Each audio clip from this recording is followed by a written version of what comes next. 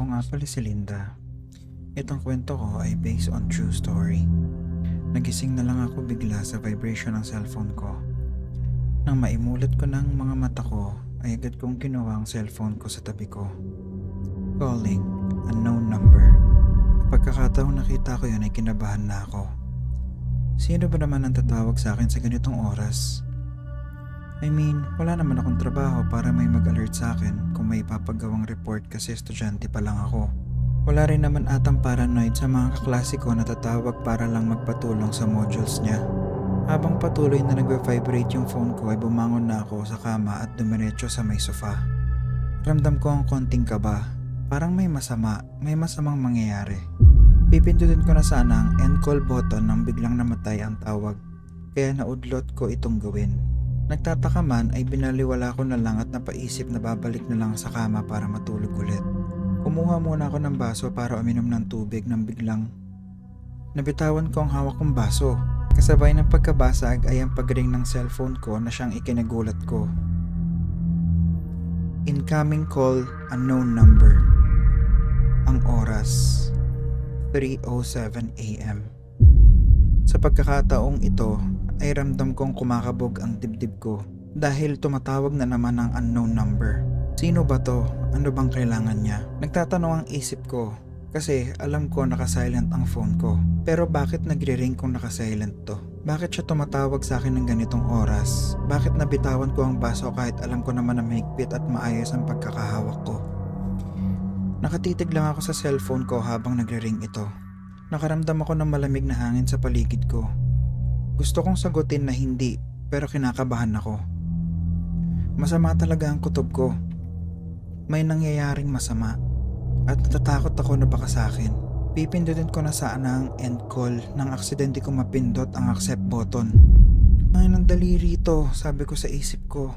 Kaya heto na, wala na akong choice kundi sagutin ang tawag na yun. Kaba at takot ang naramdaman ko nang nilapit ko sa tenga ko ang phone ko at ang sabi sa call, mag-ingat ka. Ayoko pang mamatay. Please,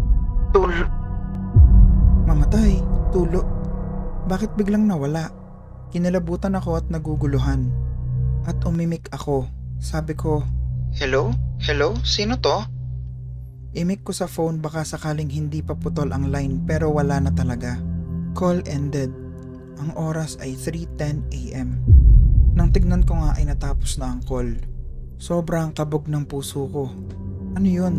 Boses ng babae na umiiyak, na bumubulong na parang nawawalan ng hininga. Natatakot ako. Naiisip ko yung mga sinasabi sa akin tungkol sa 3 AM Devil's Hour daw. At nang maisip ko yon, dali-dali na akong bumalik sa kwarto at humiga sa kama upang subukang matulog. Nagdasal muna ako at pagkatapos kong manalangin ay ramdam ko pa rin ang kutob ko na may masamang mangyayari. Ano ba naman to? Di kalaunay nakatulog ako. At pagkagising ko, rinig ko agad si inay na may kausap sa labas. Antok man ay lumabas ako ng kwarto dahil naririnig kong may humahagulgol. At nakita ko si Tita Tesang, nanay ni Stella na best friend ko.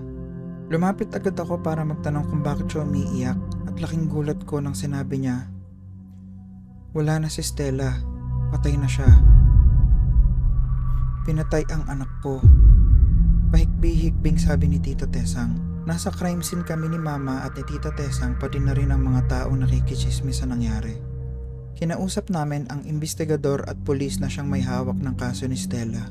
Ayon sa autopsy report, ginahasa at nagtamo ng 12 saksak sa tiyan si Stella na siyang dahilan ng pagkamatay niya.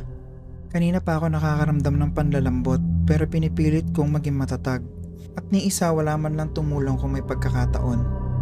Lungkot at galit ang nararamdaman ko sa pagkakataong yun. At laking gulat ko sa mga sumunod na isinaad ng investigador.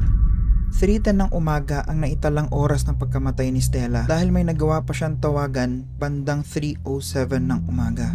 Lumapit agad ako sa investigador at kinuha ko ang papel na hawak niya. At sinabi ng investigador ang numerong tinawagan ni Stella. Yan ang number ng taong tinawagan niya. Di pa namin tiyak kung kanino yung numero na yan pero bago pa man matapos ang investigador, sumagot ako. Ang sabi ko, hindi maaari yun. Sabay hagulgol at naluhod na lang sa semento. Isang tawag ng tulong na pala yun pero binaliwala ko lang. Nasa harap ko na ang lahat ng dahilan upang matulungan siya. Pero wala akong nagawa.